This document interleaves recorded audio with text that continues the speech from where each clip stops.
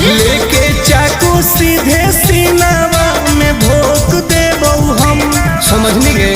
सुना हमरा लागो हो तो डर कहीं हो जैतो मर्डर नाही करी रे मजनुआ कोनो लापरा के घर। आगे कोर्ट कचहरी थाना भी नहीं समझैतौगे।